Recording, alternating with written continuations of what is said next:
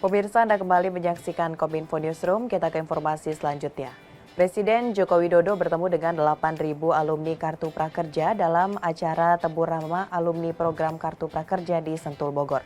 Di hadapan ribuan orang tersebut, Presiden mengaku senang lantaran program Kartu Prakerja yang telah berlangsung 2 tahun berjalan dengan baik. Sejak diluncurkan pada April 2020, menurut survei BPS hingga saat ini sebanyak 88,9% peserta penerima manfaat Kartu Prakerja mengaku mendapatkan keterampilan baru. Selama 2 tahun, Kartu Prakerja diikuti 12,8 juta orang di 514 kabupaten kota dan 34 provinsi. Sebagian besar peserta merupakan masyarakat yang kesulitan mendapatkan akses program pemerintah secara langsung.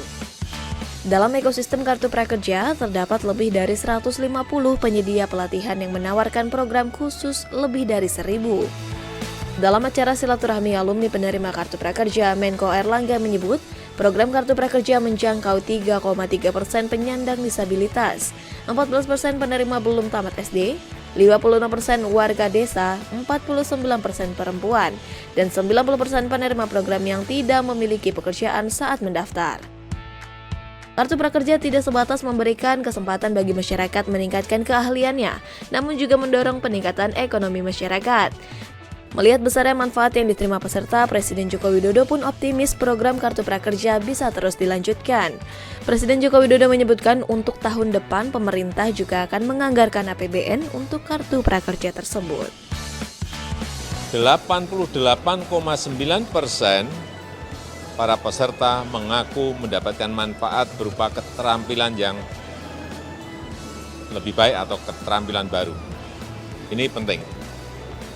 Data persentase 89,9% adalah sebuah apresiasi yang sangat tinggi. Jadi ini akan dilanjutkan, akan diteruskan, termasuk tahun depan itu anggarannya sudah ada, betul Bu Menteri ya? Sudah ada, jadi tahun depannya lagi, ada lagi. Anggarannya nanti tanyakan ke Bu Menteri Keuangan. Sementara itu, pemirsa, Menko Perekonomian Airlangga Hartarto mengatakan keberhasilan program Kartu Prakerja di Indonesia mencuri perhatian dunia. Bahkan program Kartu Prakerja dinilai bisa menjadi percontohan dan diterapkan di negara-negara berkembang lainnya.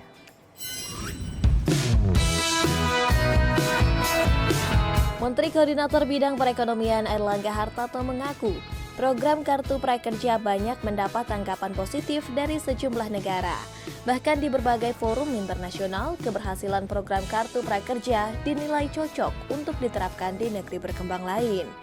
Juga melihat bahwa program ini dinilai oleh lembaga eksternal seperti CSIS, Ipsos, BPS, kemudian dari Jepang seperti JPAL, dan Southeast Asia, UNDP, Bank Dunia dengan TNP 2K, seluruhnya menemukan bahwa program ini berdampak positif dalam peningkatan skill dan kepekerjaan pesertanya.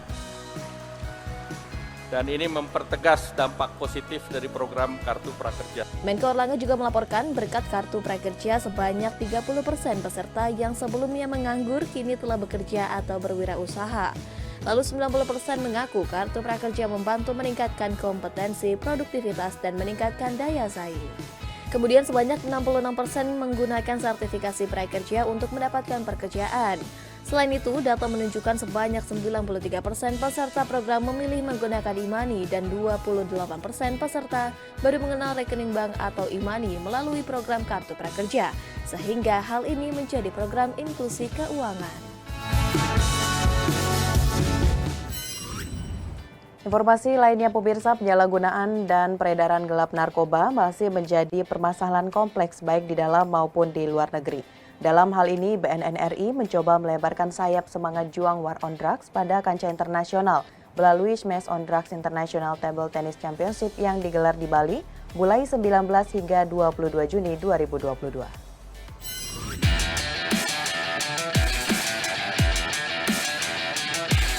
Dalam rangkaian kegiatan Hari Anti Narkotika Internasional 2022 yang akan jatuh pada tanggal 26 Juni 2022 mendatang, Badan Narkotika Nasional Republik Indonesia menggelar turnamen tenis meja internasional bertajuk Smash on Drugs International Table Tennis Championship 2022 yang berlangsung selama 4 hari di Bali mulai 19 hingga 22 Juni 2022. Ajang bergengsi ini diikuti 236 atlet tenis meja dari 6 negara sahabat yakni Indonesia, Korea Selatan, Singapura, Malaysia, India, dan Thailand. Kepala BNN Petrus Reinhard Golos mengatakan, strategi ini digunakan untuk mengoptimalkan program-program penanganan masalah narkoba guna mewujudkan generasi sehat dalam perang melawan narkoba. Jadi anggap bola pingpong itu, bola tenis meja itu adalah drugs di smash, dan harus dinyatakan bahwa kita mulai dari Universitas Udayana dari Pulau Bali tercinta ini untuk digerakkan ke seluruh Indonesia perang melawan narkotika.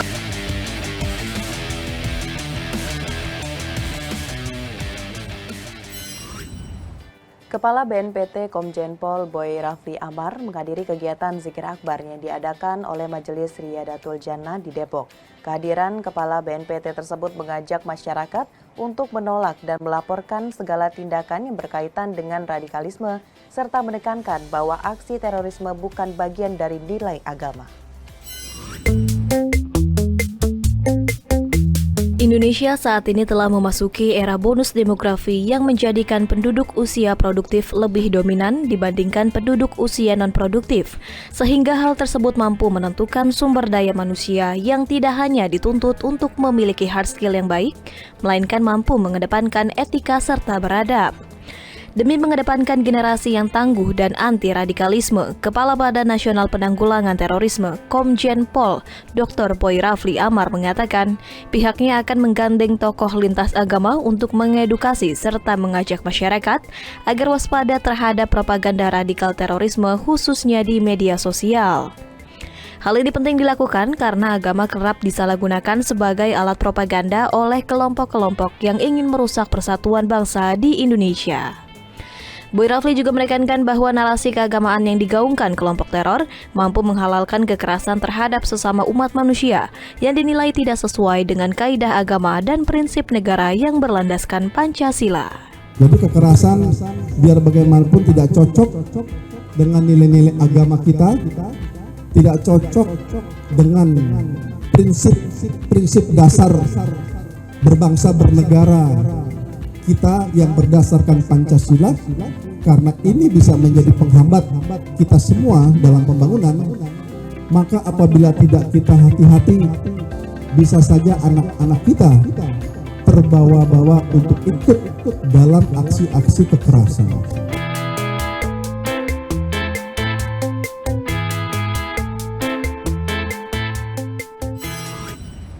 Pemirsa, usai jeda kami akan kembali dengan informasi investasi masa kini Bank Indonesia. Tetaplah bersama Kominfo Newsroom.